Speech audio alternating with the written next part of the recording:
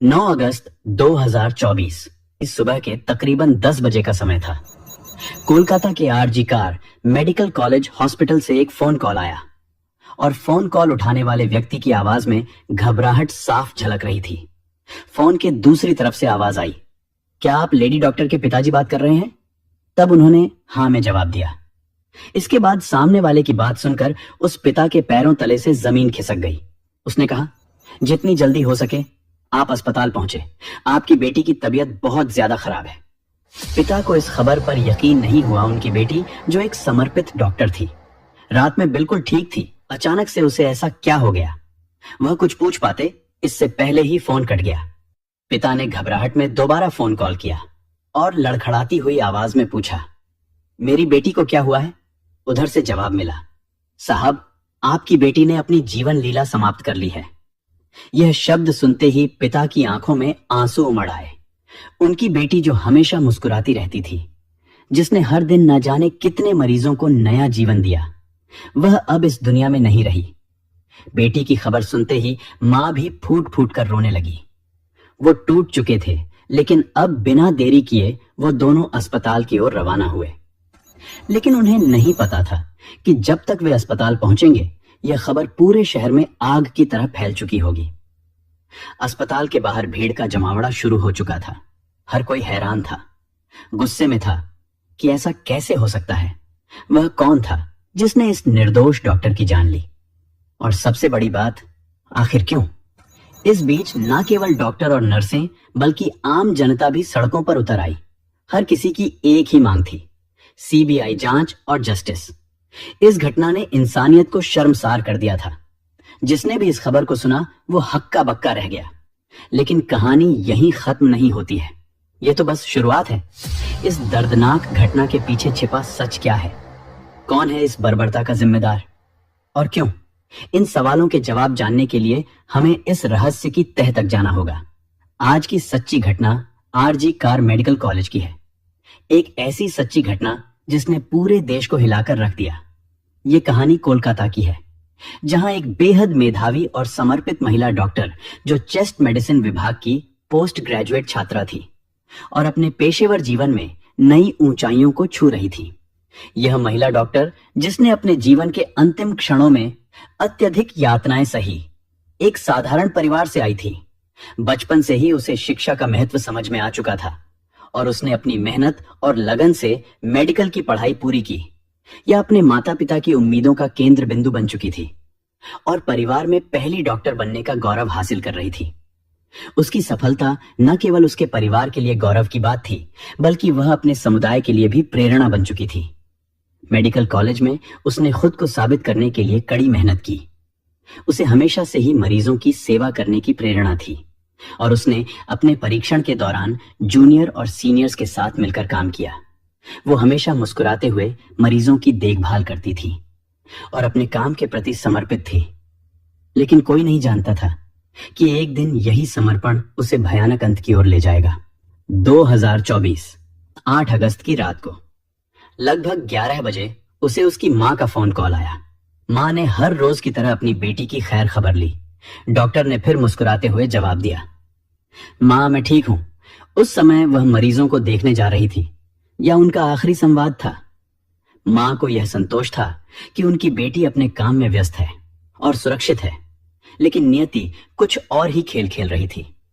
रात 12 बजे के आसपास जब सभी लोग अपनी थकान मिटाने के लिए सोने की तैयारी कर रहे थे, डॉक्टर अपने 2 जूनियर सहयोगियों के साथ बैठकर हंसी मजाक के बीच खाना खाया। खाना खाने के बाद उन्होंने कहा कि वे काफी थकी हुई हैं और अब सोने के लिए 4थी मंजिल पर स्थित सेमिनार हॉल में जा रही हैं। किसी ने सोचा भी नहीं था कि वह आखिरी बार होगा जब वह किसी के साथ मुस्कुराते हुए देखी गई। 9 अगस्त की सुबह जब उसके पिता को वो भयानक और फोन कॉल आया, तो उन्होंने इस बात की जानकारी अपनी पत्नी को दी और दोनों ही घबराए हुए अस्पताल की ओर भागे। और जब वे अस्पताल पहुंचे तो वहां का दृश्य किसी नाइटमेयर से कम नहीं था। अस्पताल के गलियारों में अफरा तफरी का माहौल था। डॉक्टर का शरीर अर्धनग्न अवस्था में खून से लथपथ और जख्मों से भरा पड़ा था। डॉक्टर के शरीर पर जगह जगह चोट के निशान पाए गए और उनकी गर्दन की हड्डी टूटी हुई थी। आंखों, मुंह और निजी अंगों से खून बह रहा था। यह कोई साधारण मौत नहीं थी, बल्कि बर्बरता की सारी हदें पार की जा चुकी थी। बेटी की हालत को देखकर पिता और मां दोनों टूट जाते हैं और अब कहने सुनने को कोई शब्द ही नहीं बचता। इस भयानक घटना की खबर ने पूरे अस्पताल के सभी डॉक्टरों, नर्सों और कर्मचारियों को हिलाकर रख दिया। जैसे ही ये खबर अस्पताल से बाहर निकली तो सोशल मीडिया पर आग की तरह फैलने लगे और पूरे शहर में गुस्से की लहर दौड़ गई। अस्पताल के बाहर लोगों का जमावड़ा होना शुरू हो गया। डॉक्टरों और नर्सों ने धरना प्रदर्शन शुरू कर दिया। लोगों की बस एक ही मांग थी, न्याय और दोषियों को सख्त से सख्त सजा देना। बढ़ते दबाव के चलते इस मामले की जांच बहुत तेजी से शुरू हुई। जांच अधिकारियों ने मामले की जांच शुरू की, लेकिन शुरुआत में अस्पताल प्रशासन ने इसे एक हत्या के रूप में पेश करने की कोशिश की थी। हालांकि घटना स्थल की स्थिति, महिला डॉक्टर के शरीर पर गहरे घाव और उसकी टूटी हुई गर्दन की हड्डी, यह सभी संकेत देते थे कि यह मामला साधारण तो बिल्कुल भी नहीं है, जो कि पोस्टमार्टम के रिपोर्ट ने साबित कर ही दिया था। जैसे जैसे मामला आगे बढ़ा, राजनीतिक नेताओं और सामाजिक संगठनों ने भी इस मामले पर दुख जताया। यह घटना केवल एक परिवार का दर्द नहीं, बल्कि पूरे समाज का सवाल बन गई थी। ममता बनर्जी की सरकार भी इस मामले को लेकर दबाव में आ गई थी। खैर, जांच के दौरान सेमिनार हॉल के पास के सीसीटीवी फुटेज खंगाले गए। इसमें कुछ संदिग्ध गतिविधियां देखी गई। जांच के दौरान संजय राय नामक एक व्यक्ति सामने आया, जो पुलिस कल्याण बोर्ड में सहायक रूप में कार्य करता था। वह अक्सर अस्पताल में आता जाता था और उसे संदेह की निगाह से अब देखा जाने लगा। उसी जांच के दौरान पुलिस को सेमिनार हॉल के पास एक ब्लूटूथ डिवाइस मिला। पुलिस ने जब उस ब्लूटूथ डिवाइस को चेक करना शुरू किया तो पता चला कि वह ब्लूटूथ डिवाइस बुरी हालत में टूटा हुआ था और यह डिवाइस संजय रॉय का निकला।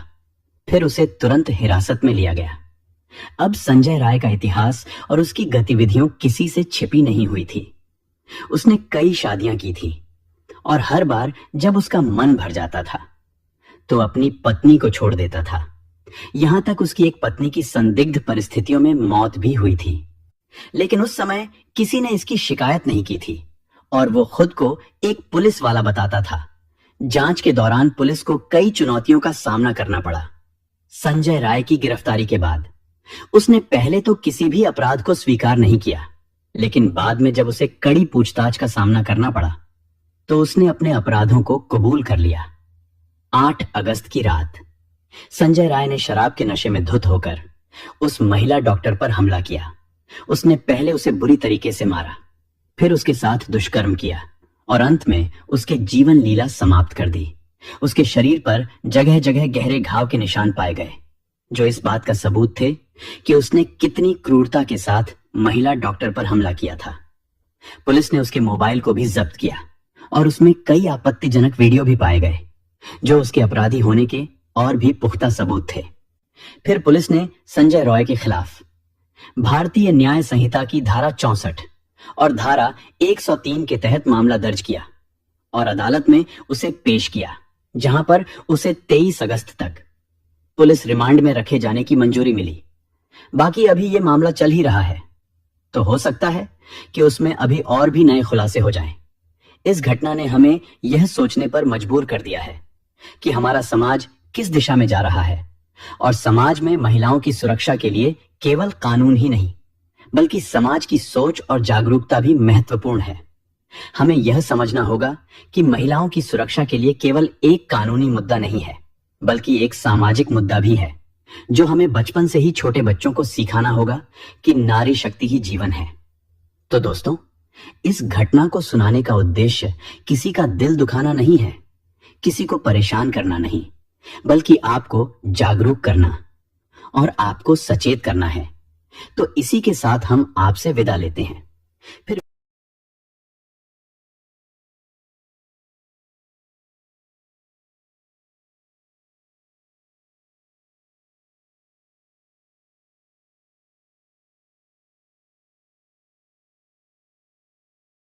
फिर मिलते हैं एक और सच्ची घटना के साथ।